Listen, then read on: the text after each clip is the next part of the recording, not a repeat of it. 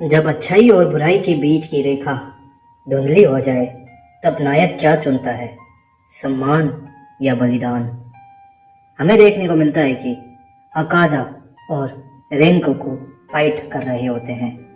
अकाजा बोलता है कि तुम्हारी शक्ति बेमिसाल है रेंगोकू। एक बार सोचो, अगर ये शक्ति कभी खत्म ना हो, अगर तुम मरने के बजाय अमर हो जाओ तो तुम कल्पना भी नहीं कर सकते कि तुम्हारी शक्ति कितनी चरम सीमा पर पहुंच सकती है। तुम वो सब कुछ पा सकते हो जो तुमने कभी कल्पना की होगी।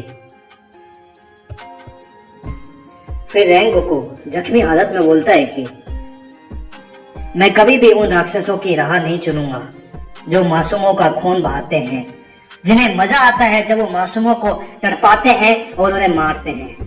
मैं कभी भी ऐसा राक्षस नहीं बनना चाहता हूँ। ऐसी शक्ति को पाने से अच्छा है कि मैं कमजोर मन के ही रहूं।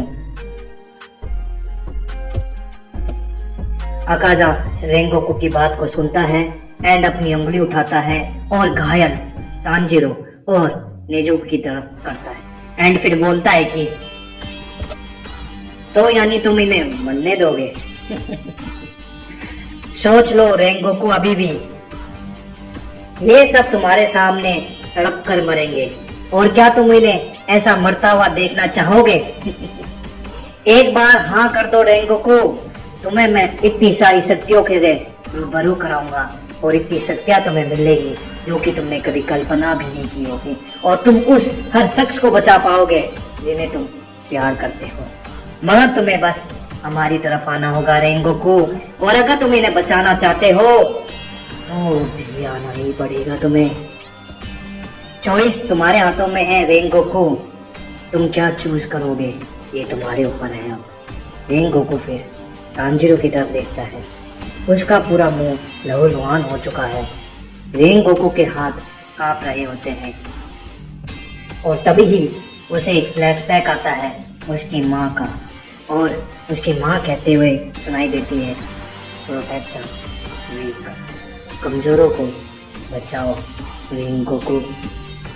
फिर रेंगोकू सॉफ्टली बोलता है कि मैं तैयार हूँ अकाजा, पर शर्त मेरी होगी। अकाजा मुस्कुराता है एंड बोलता है कि ओके रेंगोकू, तो क्या तुम तैयार हो एक डीमन की शक्तियों को पाने के लिए और एक ऐसी शक्ति का अनुभव करने के लिए जो तुमने कभी की नहीं होगी रेंगोकू? तो चलो शुरू करते हैं रेंगोकू। जिसने जीवन भर प्रकाश जलाया, लोगों की जिंदगियों के अंदर हमेशा उजाले की तरह चमकता रहा, अब वो खुद अंधकार की गहरी खाइयों में जा चुका है। अब वो अंधकार की लो बन चुका था। हमें देखने को मिलता है कि एक डार्क ऑरा रेंगोकू की तरफ छाने लगता है। जो उसकी फ्लेम्स कभी उजाला का प्रतीक होती थी, अब वो ब्लैक एंड रेड हो चुकी है। उसकी आंखों में जो कभी एक उम्मीद की किरण दिखाई देती थी, अब वो उम्मीद की किरण गायब हो चुकी है। अब वो डीमन की आंखें हैं और जो चेहरा हमेशा हंसता रहता था, अब वो मुरझा चुका है। और इसी के साथ ही रेंगोकू अब एक डीमन बन चुका है। तांजीरो ये सब कुछ देखता है एंड फिर वो वीकली आवाज में बोलता है कि रेंगोकू सान ये क्या किया आपने? रेंगोकू डेमोनिक बट काम आवाज में बोलता है कि तुम दोनों अभी जिंदा हो, यही काफी है। तांजीरो जोर से चिल्लाता है, ये आप नहीं है, ये कोई और है। आपने ऐसा क्यों किया? आपने हम दोनों के लिए अपने आप को क्यों बलि में दे दिया? क्यों रेंगोकू सान, क्यों? आखिर क्यों रेंगोकू सान, आखिर क्यों? फिर रेंगोकू बोलता है कि protect the weak, protect the weak. And इसके बाद हमें देखने को मिलता है कि अकाजा और रेंगोकू वहां से चले जाते हैं। एंड इसके बाद हमें देखने को मिलता है कि तांजीरो जख्मी हालत से उठ रहा होता है और उसके मन के अंदर बहुत से सवाल होते हैं और वो कह रहा होता है कि क्या रेंगोकू सान मेरी वजह से डीमन बने? क्या मैं इतना कमजोर हूँ कि मैं अपने आप को नहीं बचा पाया? आखिर ऐसा क्यों हूँ मैं? मेरी वजह से कोई और डीमन बन गया, जिसे दुनिया को बचाना चाहिए था, जिसे मासूमों की जान बचानी चाहिए थी, आज वो खुद एक डीमन बन चुका है, बस इस कारण कि मैं वीक था। आखिर क्यों रेंगोकू-सान, आखिर क्यों किया आपने ऐसा, क्यों? एंड दूसरी तरफ इनोसुके गुस्से में ट्री के ऊपर पंचेस मार रहा होता है एंड फिर वो बोलता है कि मैं उस अकाजा के टुकड़े टुकड़े कर दूंगा। और ये क्या बकवास है कि रेंगोकू अब डीमन बन गए हैं? झूठ है ये तांजीरो, झूठ। और जेनत्सु भी घबराते हुए बोलता है कि अगर ये सच है तो अब हम क्या करेंगे तांजीरो? क्या हम रेंगोकू-सान से लड़ पाएंगे? आखिर क्या होएगा अब हमारा तांजीरो? तांजीरो अपने आप को काबू में लाता है एंड बोलता है कि अगर वो हमारे अंदर के रेंगोकू हैं तो मैं उन्हें वापस लाऊंगा, चाहे इसके लिए मुझे किसी भी हद तक क्यों ना जाना पड़े। मैं रेंगोकू-सान को वापस से इंसान बनाकर ही रहूंगा, और अगर मैं उन्हें इंसान ना बना पाया तो मैं उन्हें ऐसे किसी को बेचारे मासूमों की जान नहीं लेने दूंगा। ये उनके चरित्र के ऊपर कलंक होगा अगर उन्होंने किसी भी मासूम की जान ले ली मेरे कारण। मैं उन्हें इस डीमन से मुक्ति दिलाऊंगा। मैं ये अपने आप से अभी और इसी वक्त ये वादा करता हूँ। और इसके बाद जेनत्सु बोलता है कि हम सब यहाँ पर हैं, मगर नेजुको कहाँ पर है? फिर तांजीरो उन्हें बताता है कि नेजुको भी अकाजा के साथ चली गई। अकाजा ने उसे अपने हाथों में उठाया और रेंगोकू-सान के साथ वो कहीं चले गए हैं। मुझे अब अपनी बहन को भी बचाना है, तो जिस कारण मुझे रेंगोकू को हराना ही होगा। इनोसुके बोलता है कि तुम इस लड़ाई में अकेले नहीं हो तांजीरो, हम सब भी तुम्हारे साथ हैं।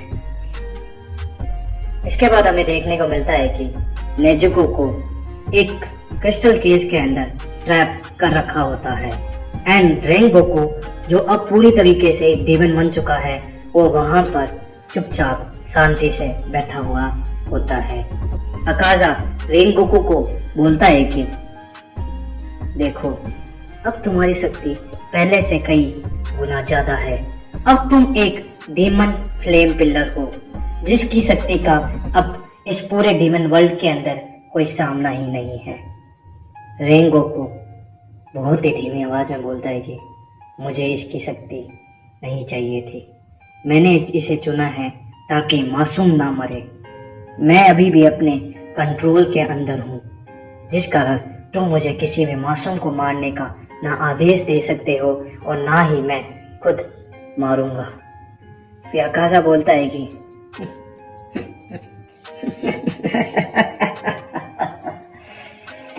ये बिल्कुल हैरानी की बात नहीं है कि अब तक डीमन सेल्स का तुम्हारी बॉडी के ऊपर पूरी तरीके से हमला नहीं हुआ है। तुम अब भी कंट्रोल में हो। मैं इससे बिल्कुल भी आश्चर्य नहीं हूँ, क्योंकि तुम एक बहुत ही अच्छे डीमन स्लेयर हो, ये मुझे पता है। मगर कब तक रहोगे?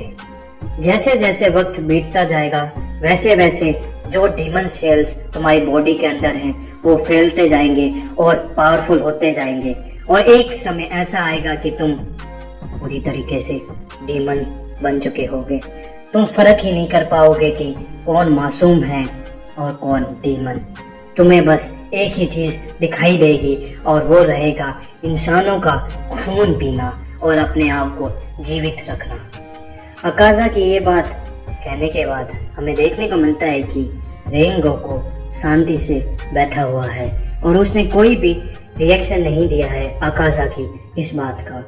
और दूसरी तरफ सारे हाशिरा को ये बात पता लग जाती है कि रेंगोकू अब एक डीमन बन चुका है, और सब लोग हैरान होते हैं ये बात सुनते ही।